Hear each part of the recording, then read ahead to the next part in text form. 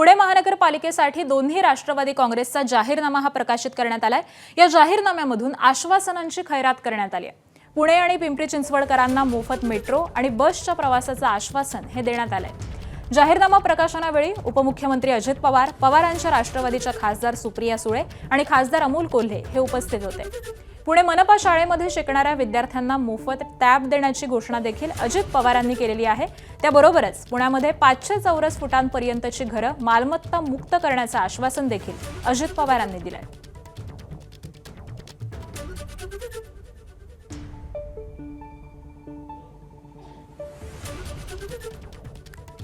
आम्ही पण मोफत मेट्रो आणि मोफत बस हा देण्याचा निर्णय घेतो।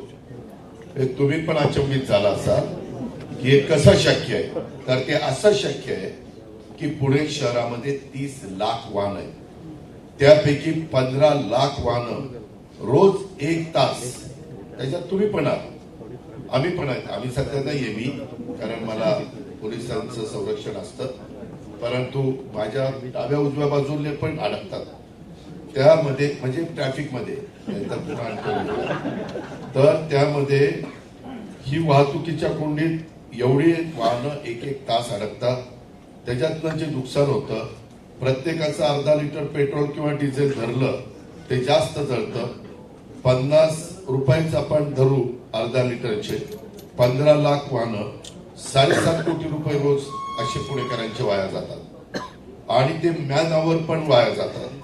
150 रुपये गुणिले 15 लाख असे 22.5 कोटी रुपये त्यांच्या मॅन आवरचे होतात। आम्ही 150 रुपये त्याच्यामध्ये धरतोय। एकूण 30 कोटी रुपये रोज पुणेकरांचे खराब रस्ते आणि ट्रॅफिक जॅममुळे नुकसान होतं, बुडतात।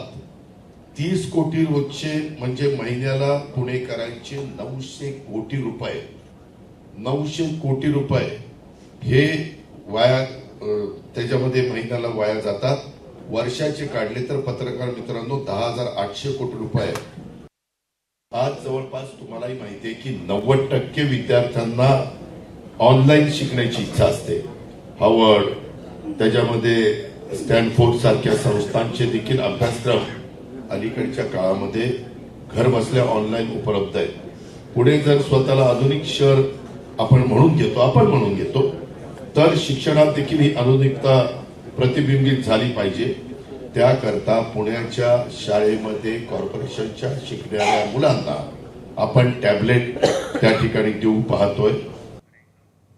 आणि राष्ट्रवादीच्या या जाहीरनाम्यामध्ये नेमकी कोणती आश्वासनं आहेत आपण ग्राफिक्सच्या माध्यमातून जाणून घेऊयात।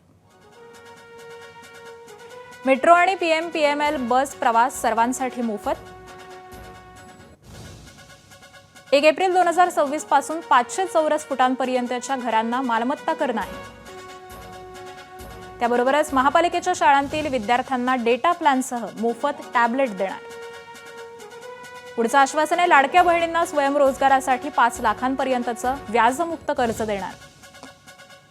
त्याबरोबरच 150 पुणे मॉडेल शाळांना मंजुरी देणार। रोज आणि पुरेशा दाबानं निर्धारित वेळेला पाणी पुरवठा होणार। टाटांच्या मुळशी धरणामधून अतिरिक्त 7 टीएमसी पाणी आणणार।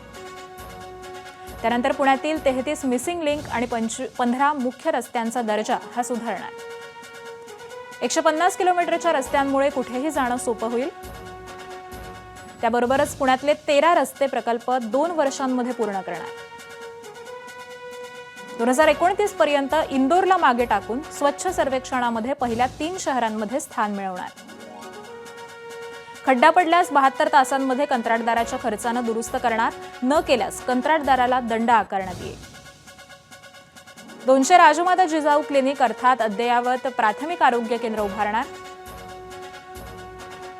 पालिका रुग्णालयांचे अद्ययावतीकरण करून 425 वरून 2800 बेडची व्यवस्था करणार। महापालिकेच्या वैद्यकीय महाविद्यालयाची स्थापना करणार। स्वतंत्र कर्करोग रुग्णालयाचीही उभारणी होणार। त्याबरोबरच गरिबांना 2 लाखांपर्यंत उपचार मोफत असतील। दुर्धर आजारासाठी 2 ऐवजी 5 लाख इतका निधी देणार। अशी काही आश्वासनं ही राष्ट्रवादीकडून देण्यात आलेली आहेत। त्याबरोबरच जुन्या इमारतींच्या विकासामध्ये रहिवाशांच्या मताला प्राधान्य असेल असं देखील आश्वासन देण्यात आलंय। एबीपी माझा, उघडा डोळे बघा नीट.